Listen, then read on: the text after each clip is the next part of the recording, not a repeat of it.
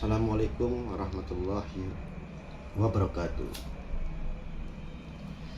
Melanjutkan yang tadi tentang tabib sebelum terjadinya corona. Para sahabat kan banyak murid-murid baru ya, pengikut-pengikut baru yang memang menghadirilah sebelum jadi pengikut. Jadi tabib beritahu sebelum terjadi. Itu ada sekitar orang 10 lah, dari Muhammad Sabe'i, Muhammad Sukari, Muhammad Peri, dan banyaklah dari Tabib Prianto. Itu saya mengatakan bahwa bakal ada bencana, ia sebut wabah virus corona seluruh dunia sebelum terjadi. Ini bukan karang-karangan, bukan. Nah, ini menceritakan tabib. Jadi sebelum terjadi corona, tabib juga bilang Mekah juga sempat bakal sepi, bahkan ditutup, tidak ada orang yang ke Mekah sebab ada wabah virus menyebar seluruh dunia, bahkan tempat sholat, tempat pasar, banyak yang bakal terjadi gitu, yang ditutup, ribut gitu tuh. Ya itu kan namanya para manusia kan waktu itu percaya tidak percaya. Yang namanya tabib juga diri sendiri, kok bisa begitu? Tabib juga lagi memikirkan, kok tabib bisa begini ngomongnya ya, gitu tuh. Dengan seketika seperti itu, maka terjadilah dapat tabib ngomong 15 hari dari ngomong itu, terjadilah corona sampai Mekah sepi, sampai bencana kemana-mana itu. Nah dari situ yang tadinya jadi nggak ikut sama tabib, bukan jadi pengikut, cuman jamaah jadi pengikut. Nah seperti itu. Dan ada juga pula waktu tabib sebelum terjadi di penjarahan, sebelum di penjarahan juga dari dulu pengikut tabib mencoba tabib. Emang tabib ilmunya dari kecil ya, iya. Saya pengen jadi pengikut asalkan tabib bisa melawan gaib. Gaib apa kata tabib? Saya yakin kalau tabib bisa menjebolkan ini, saya jadi pengikut tabib. Maksudnya apa? Ada makam, keramat, ada kayunya.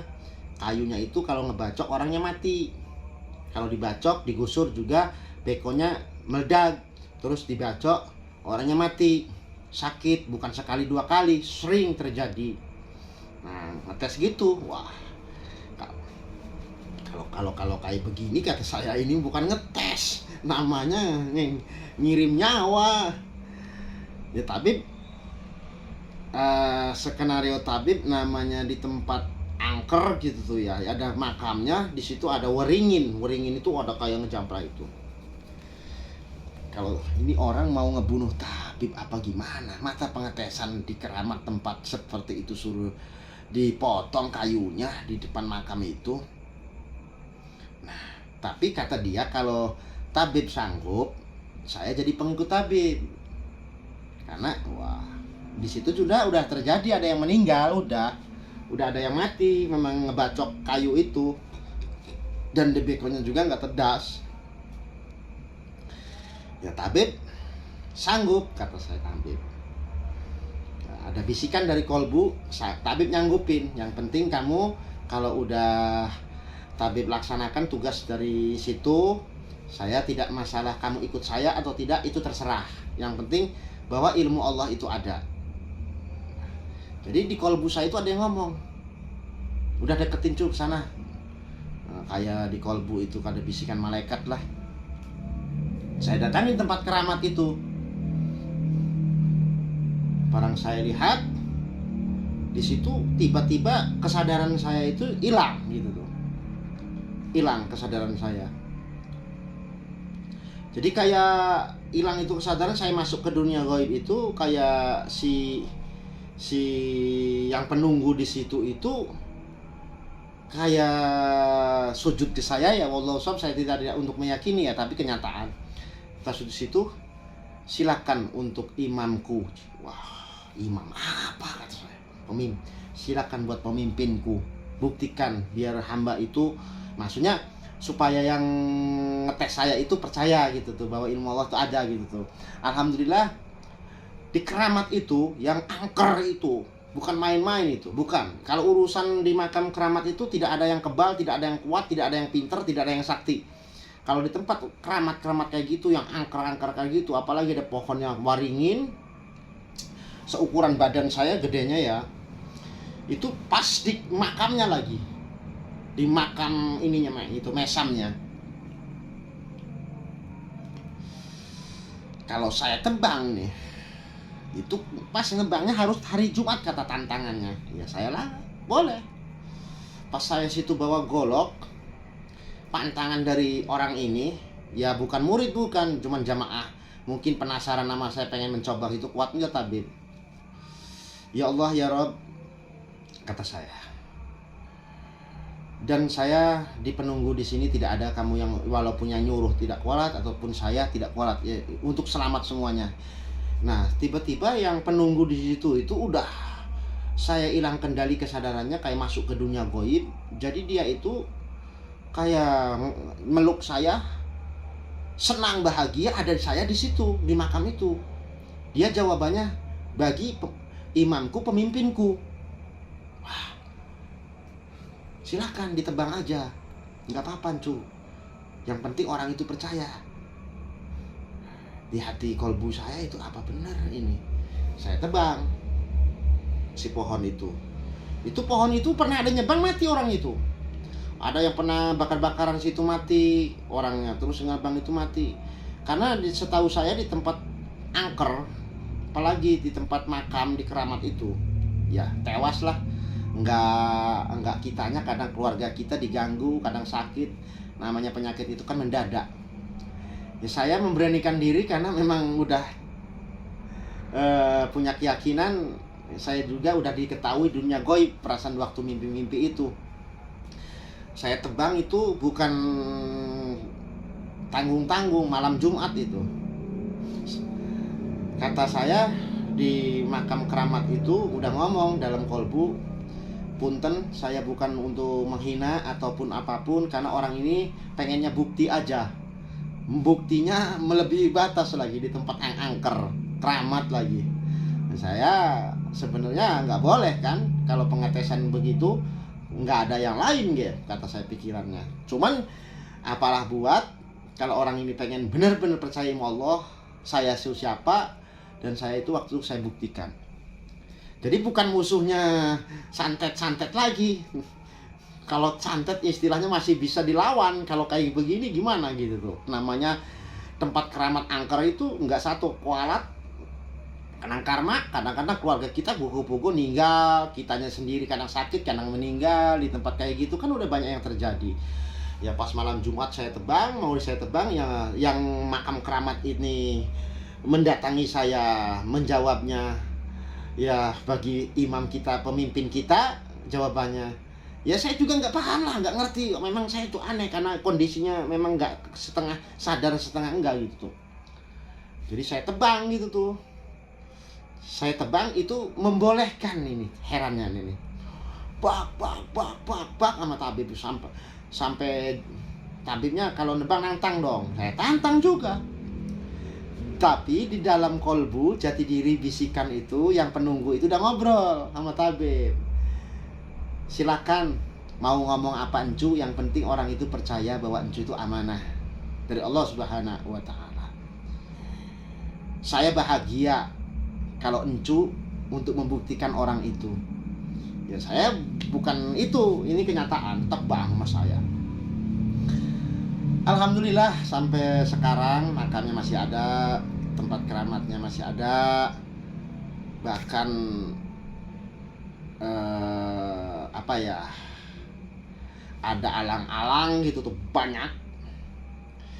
Saya di makam tuh tengah-tengah itu ada kelang belalang, udah saya tebang serutnya itu, waringinnya itu, udah alang-alang saya bakar itu, ngegludung-gludung. Nah, itu sampai ular itu datang, ular mau nyaplok.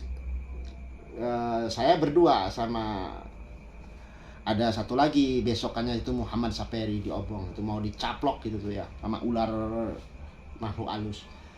Tapi pas melihat saya, ular itu berhenti lagi karena ada orang tua itu melihat nggak boleh itu dalam kolbu jati diri yang saya alami. Jadi selamat gitu tuh. Alhamdulillah orangnya sekarang jadi pengikut saya juga, masih ada. Dan keduanya ada juga tantangan. Pernah yang kelebihan saya tantangan itu dari pusaka-pusaka, keramat-keramat pusaka. Jadi herannya gitu tuh, pusaka apa aja itu ada orang ya. Saya bukan takabur, bukan sombong, ini kan cerita, bukan karang-karangan, bukan apa ya, ini kenyataan. Saya omong ada keris itu Luk 9. Itu Luk 9 itu kalau di orang lain itu kalau bukan haknya bisa nyurup ke keluarga, kadang sakit, anaknya sakit panas, kadang kesurupan, kadang sakitan. Nah, saya dites, ada temen, Pip, ada keris pusaka, kalau tabib berani. Saya bilang hebat. Nah, saya pengalaman saya selagi muda. Ya saya, mana kerisnya bawa ke sini? Barang bawa ke sini, saya pegang kerisnya tuh gambar kayak gini. Jadi kayunya itu kayak gambar apa ya, kayak ada orang, gambar orang begitu segini, Luk 9. Pengennya apa? Kalau tabib bisa ngalahin yang dalamnya isi keris itu, khodamnya, saya akui tabib ilmunya ya. Saya itu orangnya kenapa ya, saya itu kayak ada dari kolbu ya, encu buktikan di depan orang itu supaya orang itu yakin ilmu Allah itu ada, encu amanah. Jadi saya omong ini yang ada khodamnya itu kayak seketika kayak senang, mau diapain sama tabib tuh kayak senang gitu tuh pusaka itu. Wah, saya tekuk tuh kerisnya, tekuk. Setelah saya tekuk, saya tantang, saya bakar itu. Alhamdulillah si khodamnya datang ke saya juga malamnya, terima kasih, kalau encu yang seperti itu saya bahagia. Jadi intinya saya itu yang saya alami bukan masalah sihir, santet ataupun tempat apapun, keramat, tempat angker lah gitu, yang angker ada hantunya atau jinnya.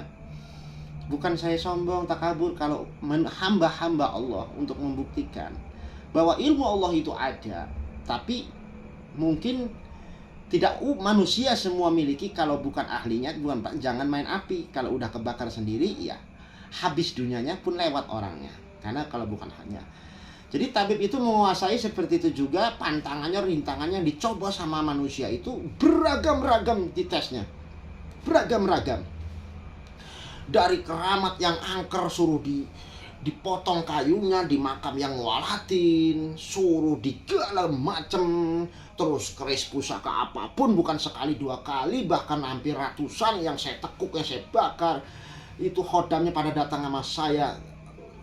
Itu bahagia semua. Yang saya alami itu, yang saya rusak itu, semua jawabannya bahagia, goib-goibnya. Saya juga nggak ngerti itu. Karena saya juga kan kadang-kadang hilang kendali kesadaran, kayak masuk ke dunia itu. Ini kalau saya yang jalani, saya yang tahu ya, saya yang mengalami. Kalau orang lain kalau nggak tahu ya susah kan. Seperti contohnya kita pusing kalau orang nggak ngerti bikin kapal, bukan paknya, bukan ahlinya. Bingung nggak kapal itu sebelum gedenya besi terbang ke atas? Ya kalau bukan paknya kan bingung. Ya seperti itu aja contoh cara dohiriahnya aja. Itu Allah ngasih kelebihan manusia itu. Kapal sudah gedenya terbang, orang yang membuat akal. Tabib seperti itu juga. Kalau orang yang belum mengalami ya susah juga harusnya. Apalagi masalah tentang goib itu kan nyata. Goib, sihir nyata itu. Dan ketiganya, keterusannya ya tabib itu sampai bawah bumi, sampai alam semesta, sampai ke dunia goib itu akan, kalau ada sinyal sinyal pada waktu seketika itu akan bisa menjawab dari dunia alam neraka, ke surga, sampai di atas langit, bumi, dan berasal dari mana angin, semua itu insya Allah tabib kuasai juga itu, jangan sembarangan. Makanya kalau ini tabib bicarakan entar rahasia alam, mungkin hamba Allah lebih kaget. Itu tak rahasiakan sama tabib sementara ini, belum saatnya. Pokoknya tabib janji dari atas langit sampai bawah bumi, tabib bisa menjawab isi-isinya. Itu. Dari pohon apapun silakan ngambil, pegang, tabib akan menjawab khasiatnya. Jadi apapun, asalkan hendak Allah. Karena tabib tidak daya upaya, karena tabib pun amanah dari Allah untuk tujuannya ilmu tabib untuk hamba-hamba Allah, menolong, mencintai, menyayangi, mengasihi sesama ciptaan Allah. Tuh, menghormati, berakhlak, beradab, sopan santun, ngaji diri sebelum ngaji orang, kan gitu. Jadi ilmu tabib ini mutlak untuk tujuannya ibadah Allah, hanya semata-mata ibadah langkah tabib itu. Jadi tugas tabib tidak pernah pandang dulu siapapun orangnya, asalkan wujudnya ciptaan Allah, tabib selalu menghormati, menghargai, mencintai beliau. Semoga berhadapan sama tabib siapapun bentuknya, dari makhluk Allah yang penting, dari manusia sampai hewan pun tabib selalu menghormatinya dan menyayanginya. Itu sifat tabib. Sekian untuk tabib pemberitahuan, insya Allah dilanjutkan. Ini mungkin hendak Allah tabib mengungkap ini, yang mungkin tabib semua ini tabib tidak mau mengungkap. Mungkin ini hendak Allah tabib ungkap. Semoga yang belum tahu bisa tahu. Kita kembalikan kepada haknya Allah Subhanahu wa Ta'ala, karena tabib tidak daya upaya hidup di dunia ini, karena tabib hanya milik Allah. Jadi kedepannya tabib ingat bahwa tabib akan menjawab dari atas langit sampai atas bumi isinya. Tabib yang bisa menjawab.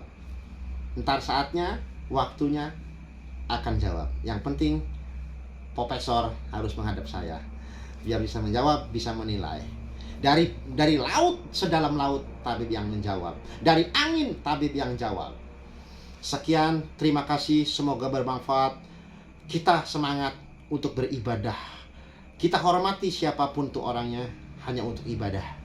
Hormati ciptaan Allah, sayangi ciptaan Allah, maafkan mereka, perbaiki, diperbaiki supaya lebih baik daripada sekarang. Semoga bermanfaat bagi umat. Assalamualaikum warahmatullahi wabarakatuh.